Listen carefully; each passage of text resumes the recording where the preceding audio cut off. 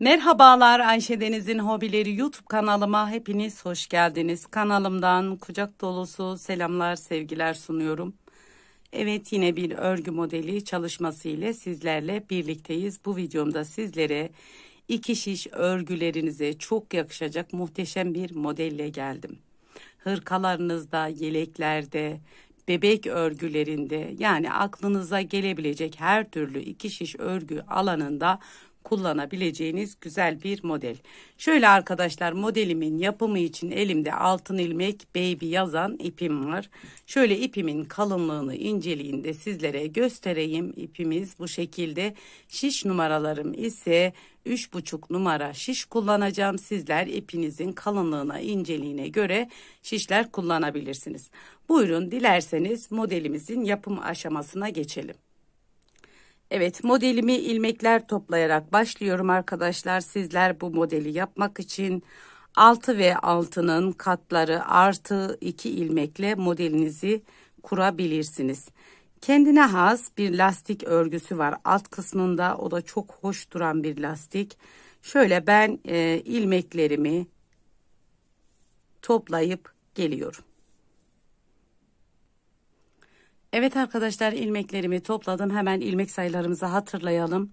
2, 4, 6 bir modelim için, 2, 4, 6 bir modelim için, 2, 4, 6 bir modelim için artı 2 ilmek sağ ve sol kenar ilmekleri olarak ayarladım.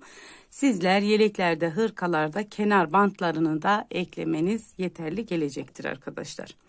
Hemen modelimizin birinci sırasından başlıyoruz, ön yüzden. Burada ilk sıram olduğu için düz bir şekilde kenar ilmeğimi örerek aldım. Burada kenar ilmeğimden sonra 1, 2 tane ters ilmek ördüm. Tekrar burada 1, 2 düz ilmek. 2 ters, 2 düz. Şimdi burada 1, 2, 3, 4 tane ters ilmek. Arada 1, 2 düz. Tekrar 4 ters. 1, 2, 3, 4. Tekrar kenar kısmında burada başlamış olduğumuz gibi 2 ters, 2 düz olarak bitireceğiz arkadaşlar. Şöyle 4 tane ters ilmeğimden sonra 2 tane düz. 1, 2. Tekrar 2 tane ters. 1, 2. Kenar ilmeğimi de ters bir şekilde ördüm. Modelimizin birinci sırasında bu şekilde. Modelimizin ikinci sırasında ise bütün ilmeklerimizi göründüğü gibi. Burada 2 düz, 2 ters. İlmeklerimiz göründüğü gibi. 1, 2, 3, 4 düz, 2 ters. Tekrar 1, 2, 3, 4 düz, 2 ters. 1, 2, 2 düz. 1, 2, kenar ilmeğimi de ters ördüm. Bu şekilde arkadaşlar git gel olarak 6 sıra örüyoruz. Tabii ki sizler bu alt kısmı başlarken isteğinize göre fazlaca örebilirsiniz bu kısmını. Tekrar ilmeklerimizi göründüğü gibi örüyoruz. 6 sıra bu şekilde örüyoruz. Bütün ilmeklerimi göründüğü gibi ön yüzden de arka yüzden de bütün ilmeklerimi göründüğü gibi örüyorum. Yani lastik örgü örer gibi yapıyoruz arkadaşlar. Tekrar kenar ilmeğimi de ters ördüm. Evet, ben alt sırayı 6 sıra git gelli bu şekilde tamamlayıp geliyorum arkadaşlar. Evet arkadaşlar, modelimi ben 6 sıra 4 ters, 2 düz, 4 ters, 2 düz, 2 ters bu şekilde tamamladım. Sizler de bu alt noktayı Dilerseniz 4 sırada, dilerseniz 8 sırada, dilerseniz bu şekilde 6 sırada yapabilirsiniz etek bölümünü. Hemen modelimizi kurmaya başlıyoruz. Modelimiz birinci sırası ön yüzdeyiz. Modelimiz 12 sıradan oluşuyor. Hemen burada kenar ilmeğimi örmeden alıyorum. Burada ters ilmeğimi ördüm. Bir tane ters ilmeğimi ördüm. Burada bir düz bir ters ilmeğim var. Hemen burada ilmeklerimin yönünü çeviriyorum arkadaşlar. Birinci sıramızda bir ters ördük. İlmeklerimizin yönünü çevirdik. İçten dışa doğru bu şekilde bir kesim oldu. Ve buraya 2 tane düz ilmeğimin arasına 1 2 şişimin başına ipimi aldım. Şöyle 2 defa doladım. Ve burada bir düz bir ters ilmeğimiz var. Düz ilmeğimi örmeden aldım. Arkadaki ters ilmeğimi düz bir şekilde ördüm. Örmeden almış olduğum düz ilmeğimi diğer ilmeğimin üzerinden atlattım.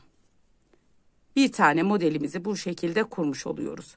Burada arada 1 2 ters ilmeğimi örüyorum. Yine model kurma kısmına geldiğimiz zaman aynı işlemi yapıyorum. İlmeklerimin yönlerini çeviriyorum. İçten dışa doğru bir kesim yapıyorum. 1 2 şişimin başına ipimi alıyorum.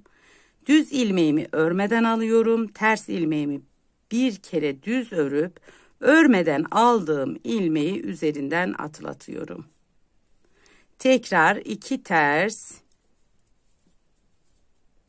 Yine aynı işlem. İlmeklerimin yönlerini çevirdim.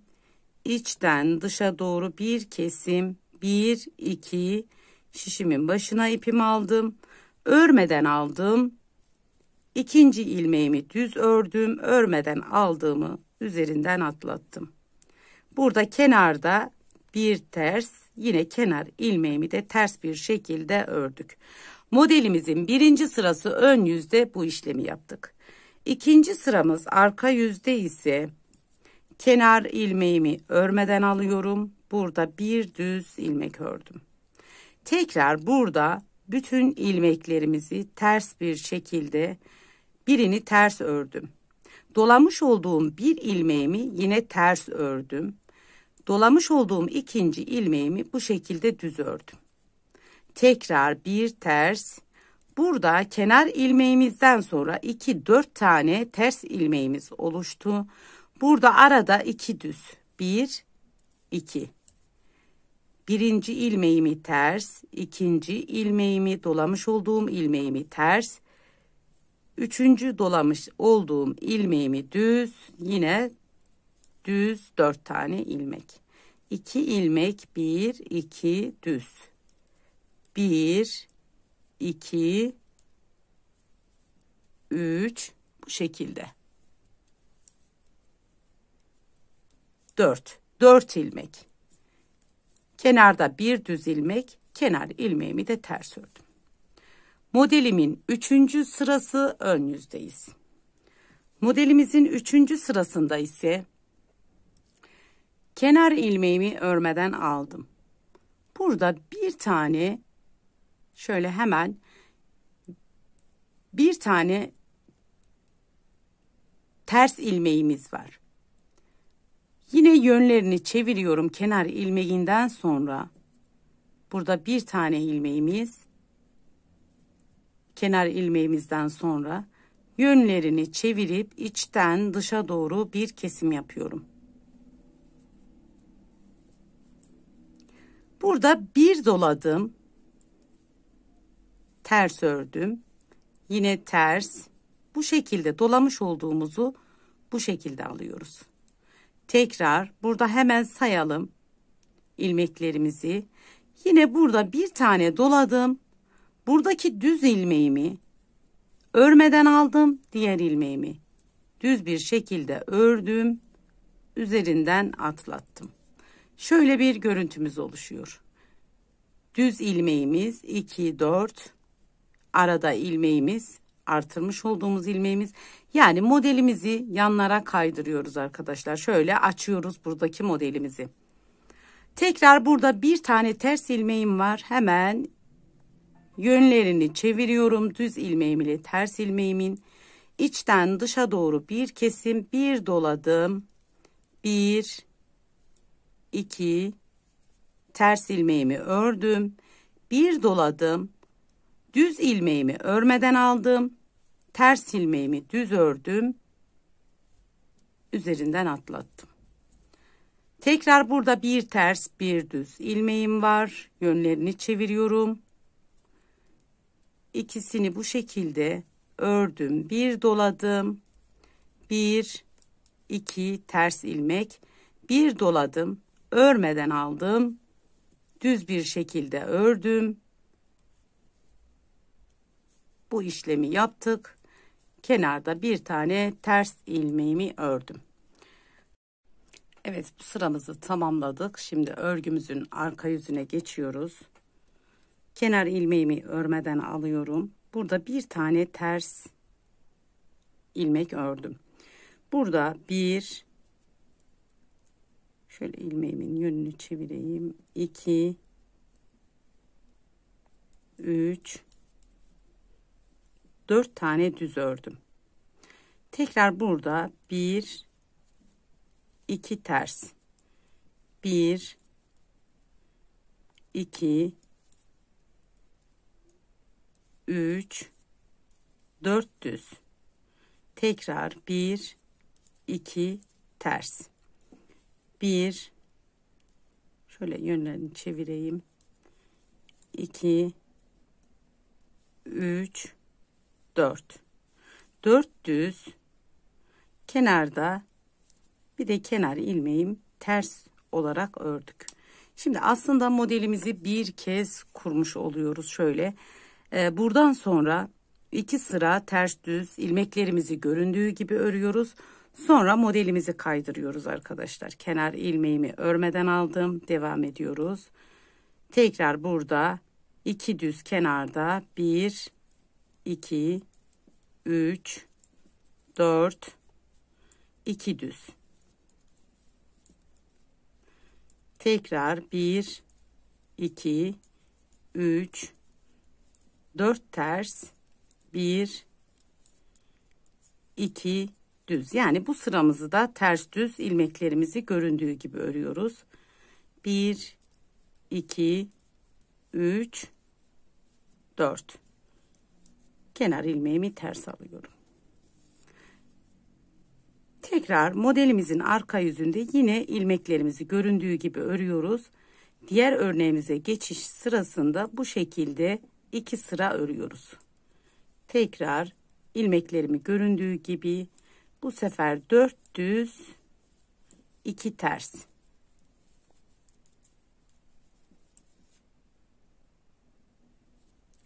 Bir 2 3 4 düz 2 tane ters.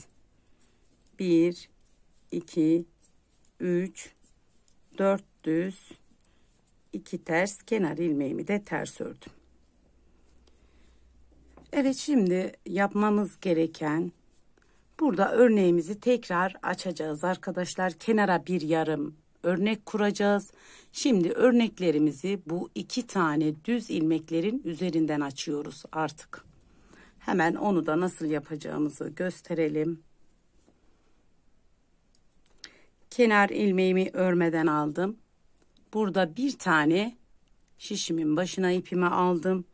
Buradaki ilmeğimi örmeden aldım. Arkadaki ters ilmeğimi düz bir şekilde ördüm. Diğerinin üzerinden atlattım. Buraya yarım bir örnek ayarladık. Şimdi burada 2 tane ters ilmeğimizi örüyoruz. Modelin üzerindeki. Burada şimdi devam ediyorum. İlmeklerimin yönünü çeviriyorum. İçten dışa doğru bir kesim yaptım. Burada şimdi 1-2 defa şişimin başına ipimi aldım. Buradaki ilmeğimi örmeden alıp düz ilmeğimi ördüm düz bir şekilde. Yine üzerinden örmeden aldığım ilmeği atlattım. 2 tane ters. Tekrar ilmeklerimin yönlerini çeviriyorum. İçten dışa doğru bir kesim. Burada 2 düz ilmeğim var. 2 defa başına ipimi aldım. Örmeden aldım. Bir düz. Tekrar 2 ilmek ters. Buradaki ilmeklerimin yönlerini çeviriyorum. İçten dışa doğru bir kesim. Yine buraya da yarım bir örnek kuruyoruz. Bir defa başına doladım. Kenar ilmeğimi ters ördüm. Örgümün arka yüzünde ise kenar ilmeğimi örmeden aldım. Burada 2 ters örüyoruz. Hemen şöyle 1 2 2 düz. Burada 1 ters. Dolamış olduğum birinci ilmeğim ters, ikinci ilmeğimi bu şekilde örüyorum. Bir ters, 4 ters ilmek. Tekrar 1 2 düz, 1 2 3 4. Şimdi modeli bu kısımlara açıyoruz. Tekrar 2 düz, 1 2 ters, kenar ilmeğimi de ters ördüm. Modelimin ön yüzü, hemen tekrar kenar ilmeğimi örmeden aldım. Burada bir düz, şişimin başına ipimi bir defa aldım. Buradaki ilmeğimi örmeden aldım. Arkadaki ters ilmeğimizi düz hemen atlattık. Tekrar buradaki örneğimiz kapanıyor. Burada ilmeklerimin yönlerini çeviriyorum. İçten dışa doğru bir kesim.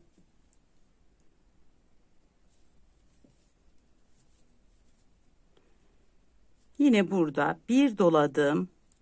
1 2 ters. Bir doladım, örmeden aldım. Arkadaki ters ilmeğimi düz ördüm. Üzerinden atlattım. Yine burada bir tek ters bir düz ilmeğimiz var. Yönlerini çeviriyorum. İçten dışa doğru bir kesim. Bir doladım. 1 2 ters doladım. Örmeden aldım. Ters ilmeğimi ördüm. Üzerinden atlattım. İlmeklerimin yönlerini çeviriyorum. Buradaki yarım örneğimize geldik. İçten dışa doğru bir kesim, bir doladım, bir düz kenar ilmeğimi ters ördüm. Hemen modelimin arka yüzündeyim. Kenar ilmeğimi örmeden aldım. Burada yine ilmeklerimi örüyorum. Pardon, buradaki ilmeklerimizi düz örüyoruz arkadaşlar. Tekrar alıyorum. 1 2. Burada arada 2 ilmeğimiz ters. 1 2. Buradaki 4 ilmeğimizi düz örüyoruz. 1 2 3 4. 1 2 ters. 1 2 3 4 düz. 2 ters. 1 2 düz ilmeğim, kenar ilmeğimi ters ördüm. Tekrar şimdi modelimizin bitiş noktasında kenar ilmeğimizi örmeden alıyoruz. Burada 2 ters, 1 2 düz. 4 ters, 2 düz. Tekrar 1 2 3 4 ters, yani ilmeklerimizi göründüğü gibi alıyoruz. 2 sıra bu şekilde örüyoruz arkadaşlar. Tekrar modelimin arka yüzünde de aynı işlemi tekrar ediyorum. Kenar ilmeğimi örmeden aldım. Burada 2 düz, 2 ters, 4 düz, 1 2 3 4 düz, 2 ters. Modelimiz biraz detaylı olduğu için videom uzamasın diye biraz hızlı geçiyorum düz ilmeklerimizi. Model kurulumu yok arkadaşlar. Bu sıramızda 2 sıra diğer örneğe geçiş noktasında ilmeklerimizi göründüğü gibi örüyoruz. Evet, şöyle hemen örneğimi göstereyim. Modelimizi bir kez kurmuş olduk. Bu şekilde modelimizi bir kez kurmuş olduk. Artık bundan sonrası şu kısmı tekrar ederek, burası sadece alt lastiği için geçerli. Bu alt kısımda yapmış olduğumuz 6 sıralık git gel sıramız sadece lastik için geçerli bir sıra arkadaşlar. Şuradan itibaren artık burada örneğimizi tekrar edeceğiz. Bir alt sırada yapmış olduğumuz gibi. Burada da ne yapmıştık? Kenar kısımda şurada devam etmiştik. Buradan modelimizi tekrar kuruyoruz. Bir alt sıraya takıldığınız bölümler olursa tekrarını üzerine devam ettirerek gidiyoruz. Evet, ben daha önce büyük bir parça üzerinde yapmış olduğum modelimi sizlere göstereyim arkadaşlar. Modelimiz, evet, hemen şunu kenara alayım. Modelimiz bu şekilde biraz büyük bir parça üzerinde. Alt kısmı çok hoşuma gitti. Alt kısmın etek bölümü hoş bir görüntü sağladı. Evet, şöyle hemen arka yüzünü de göstereyim. Arka yüzü de bu şekilde arkadaşlar. Ön yüzü bu şekilde. Evet, bu modelden neler yapabiliriz? Bu modelden çok güzel hırkalar yapabiliriz. Yelekler yapabiliriz. Bebek örgülerinde kullanabiliriz. Bayan örgülerinde kullanabiliriz. Yani her yaşa gidebilecek güzel bir model olduğunu düşünüyorum. Evet arkadaşlar, bir videomuzun daha sonuna geldik. Bu aşamaya kadar beni izlediğiniz için çok teşekkür ederim. Bir diğerki videomuzda görüşmek dileğiyle. Allah'a emanet olun. Hoşça kalın. Kendinize iyi bakın.